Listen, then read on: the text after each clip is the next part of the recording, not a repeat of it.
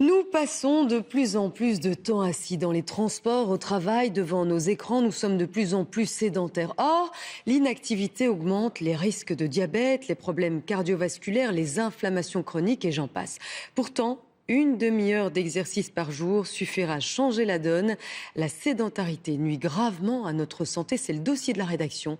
Il est signé Pascal Bolekens. Envie d'aller promener, puis manque d'exercice, donc quelque part, tout ce qu'on commence à faire, que ce soit du vélo, de la marche, n'importe quoi, on n'y trouve pas trop de plaisir.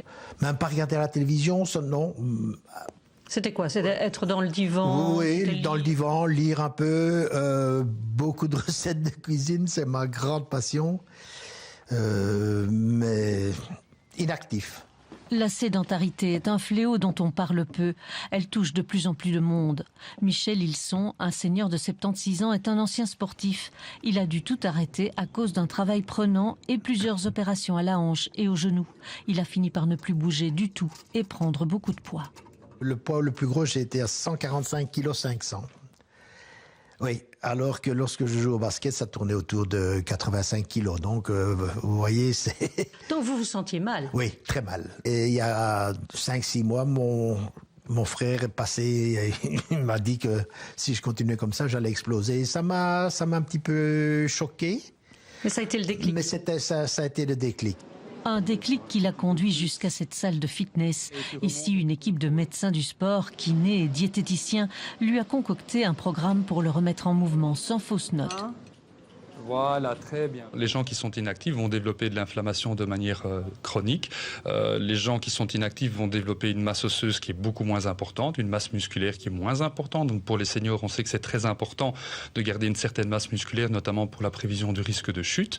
Et voilà, il y a toute une série de conséquences au niveau de l'organisme, au niveau cardiovasculaire, au niveau pulmonaire, qui fait que l'inactivité est vraiment toxique pour notre corps.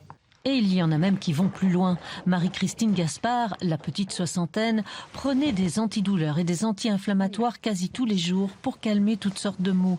Elle vient de se mettre à la gym en salle et surtout à la marche à pied. Elle n'en revient toujours pas.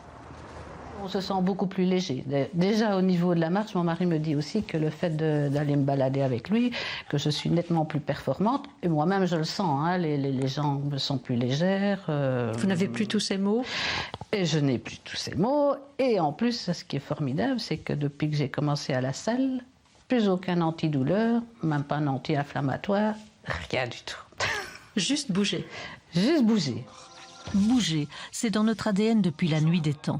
Nos ancêtres parcouraient de 10 à 15 km par jour pour trouver de la nourriture. Aujourd'hui, on ne marche plus en moyenne que 2,5 km par jour. Même les plus jeunes sont touchés. Ils restent des heures assis devant leurs écrans. Par jour, en tout cas en semaine, quand j'ai l'école, peut-être 1h30, 2 heures, mais en vacances un peu plus. Si je pars pas en vacances, parfois une après-midi ou un truc comme ça, mais j'essaye quand même d'éviter un maximum. Ce matin-là, c'est visite médicale pour cette classe de 4e secondaire. Cette médecin repère très vite ceux qui sont accros aux écrans. Une question de posture. C'est quelque chose de plus en plus fréquent, qu'on voit surtout de plus en plus jeunes, qu'on voyait avant, mais pour pas nécessairement des raisons d'écran. Il y a toujours eu des gens qui se tenaient mal et d'autres qui se tenaient mieux, mais ici ça augmente en quantité et en fréquence en tout cas. Et l'âge s'avance. L'inactivité physique touche environ un enfant sur 2. La sédentarité concernerait près d'un décès sur 10, autant que le tabac.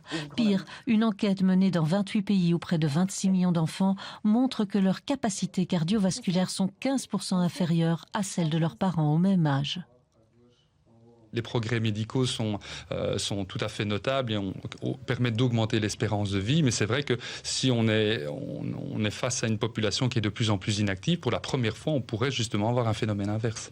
Autrement dit, si rien ne bouge, la prochaine génération pourrait bien être la première à vivre moins longtemps que ses aînés.